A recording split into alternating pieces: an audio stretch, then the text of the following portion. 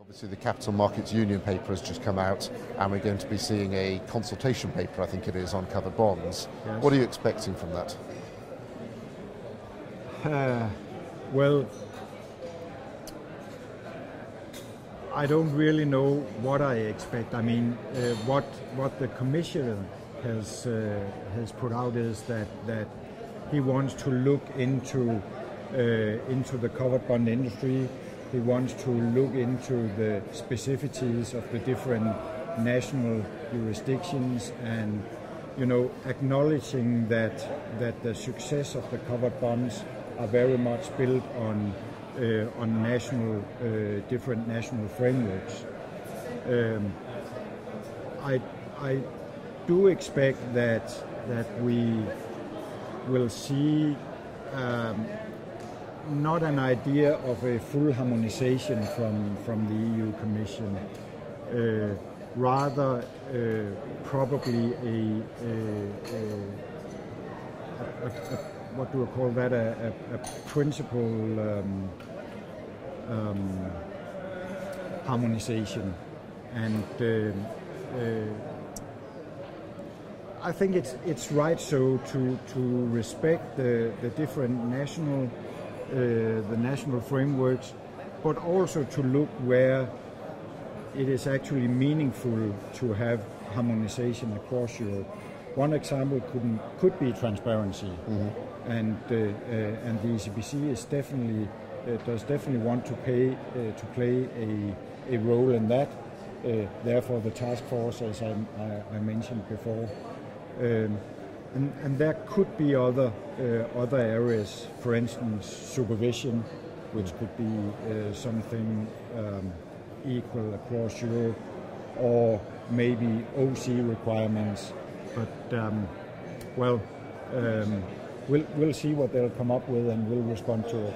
The European Commission is about to, or has started its plans for enacting a capital markets union. Obviously the main driver of that is going to be to put liquidity into the real economy, particularly at the end where it's needy, SMEs, infrastructure.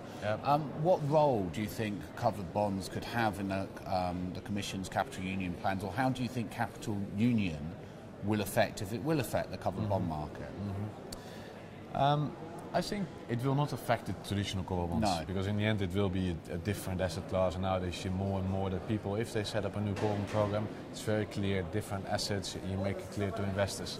So in that sense you could say, yeah, maybe similar structures, maybe as you already see with UniCredit, including some commercial backed, basically SME loans in there. Maybe that will be followed by others, so that you could see, but I think it's not always easy to transfer those loans in terms of using them in structures, and there's a limited information sometimes. So in that sense, you could use covered bonds, but I think it will not be the main driver behind the capital markets union. I think you need to go into other areas as well, and I think especially again capital is more the issue.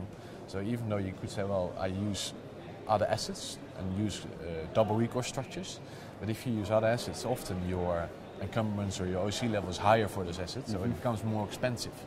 So you could say, why is it an issue to use SME loans if he has enough mortgages and can cheaper fund his general funding program with other assets than SMEs? Because afterwards he has his funding program filled, he can use that amount of money to lend to SMEs, even if it comes from, even you got it in via mortgage covered bonds. So in the funding side it's different, and then I think that especially on the capital side, that people are going to look a bit more into see, okay, how can you get capital relief, like synthetic, even maybe on mortgages or other structures.